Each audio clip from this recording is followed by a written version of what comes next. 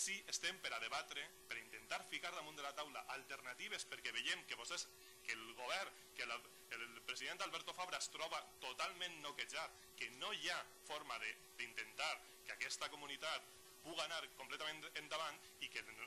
l'últim exemple que podríem ficar és que quan a Espanya van bé les coses en aquest any, en aquest últim mes, i baixa l'atur, així senzillament som una de les poques comunitats que incrementem, i que